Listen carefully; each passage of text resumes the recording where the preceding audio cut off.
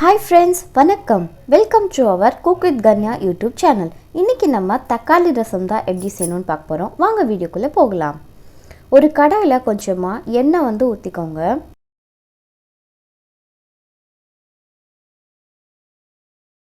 அதுக்கு அப்புறம் கொஞ்சம் கடுகு, கொஞ்சம் ஜீரகம் சேர்த்துக்கலாம்.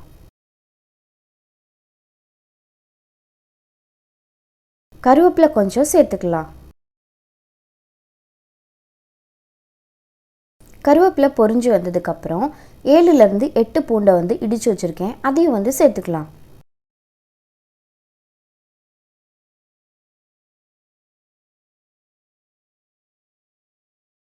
அதுக்கப்புறம் 4 பச்சை மிளகாய் சின்ன சின்னதாக கட் பண்ணி வச்சுருக்கேன், அதையும் சேர்த்துக்கலாம் ஃப்ரெண்ட்ஸ்.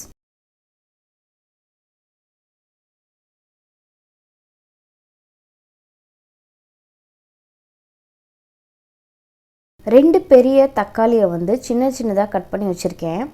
அந்த 2 தக்காளியுமே நல்லா பழுத்திருக்கணும், அப்போ தான் ரசம் நல்லா டேஸ்ட்டாக இருக்கும். சின்ன சின்னதாக கட் பண்ணி வச்ச தக்காளியை அதான் கடையில் போட்டு கொஞ்சமாக நம்ம வதக்கி விட்டுக்கலாம். தக்காளி சீக்கிரம் வதங்கணுன்றதுக்காக நான் மேலேருந்து கரண்டியை வச்சு இந்த மாதிரி குத்தி விட்டுக்கிறேன். தக்காளி சீக்கிரம் வெந்துடும், அதுக்காக தான். நீங்களும் இதே மாதிரி செஞ்சீங்கன்னா உண்மையிலே தக்காளி ரசம் ரொம்ப டேஸ்ட்டாக இருக்கும். 5 நிமிஷத்தில் இந்த ரெசிபி செஞ்சிடலாம் ஃப்ரெண்ட்ஸ், ரொம்ப லேட் ஆகாது.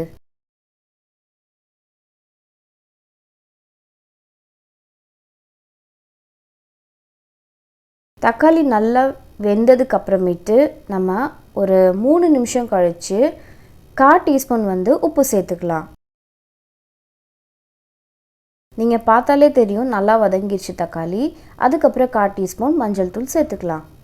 1/4 டீஸ்பூன் ரெட் சில்லி பவுடர், அதாவது மிளகாய் தூளும் சேர்த்துக்கலாம். மிளகாய் தூள் சேர்த்துக்கலாம். அதுக்கப்புறம் கொஞ்சமாக கொத்தமல்லியும் சேர்த்துக்கலாம்.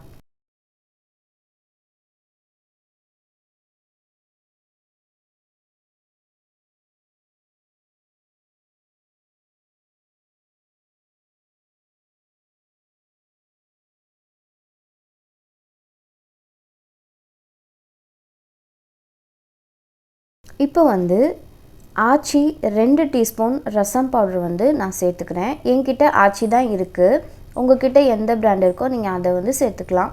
இல்லை வீட்டிலே கூட ரசம் பொடி செஞ்சு சேர்த்துக்கலாம். இப்போ ஒரு எலுமிச்சம்பழ அளவு புளியை அரை மணி நேரத்துக்கு முன்னாடியே ஊற வச்சு அந்த தண்ணியை புளிக்கரசில் நான் சேர்த்துருக்கேன். அப்படி இல்லை அப்படின்னா நீங்கள் இன்ஸ்டண்ட்டாக நமக்கு புளிக்கரைசல் வேணும்னா மிக்சியில் போட்டு கொஞ்சமாக அடிச்சுட்டு கொஞ்சம் தண்ணி ஊற்றி அடித்து அதை அந்த தண்ணி கூட நீங்கள் சேர்த்துக்கலாம்.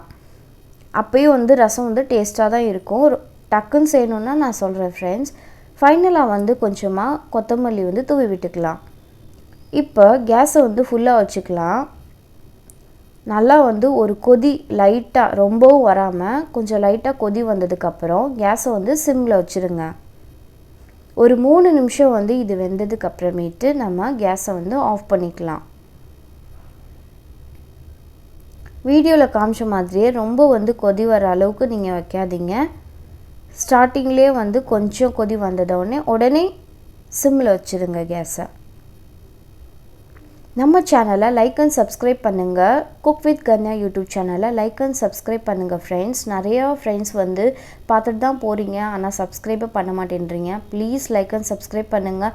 பக்கத்துலேயே ஒரு பெல் ஐக்கன் இருக்கும், அதையும் ப்ரெஸ் பண்ணிவிடுங்க ஃப்ரெண்ட்ஸ். இப்போ உப்பு எல்லாம் கம்மியாக இருக்கா குறைச்சலாக இருக்கா அப்படின்னு சொல்லிட்டு நம்ம டேஸ்ட் பண்ணி பார்த்துக்கலாம்.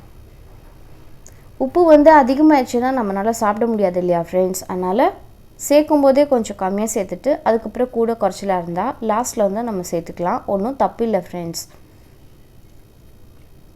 தக்காளி ரசம் ரெடி ஆயிடுச்சு. இந்த ரசத்தை குடிக்கிறதுக்கும் ரொம்ப டேஸ்ட்டாக இருக்கும். ஃபைனலாக நான் இன்னும் கொஞ்சம் கொத்தமல்லி தூவி விட்டுக்கிறேன்.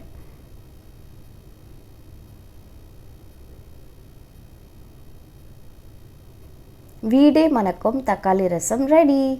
வீட்டில் ஒரு தடவை செஞ்சு பார்த்துட்டு ரிசல்ட் எப்படி இருக்குன்னு எனக்கு கமெண்ட் பாக்ஸில் கமெண்ட் பண்ணி சொல்லுங்கள். வேறு ஒரு வீடியோவில் நம்ம மீட் பண்ணலாம். தேங்க்ஸ் ஃபார் வாட்சிங் ஃப்ரெண்ட்ஸ். பாய்.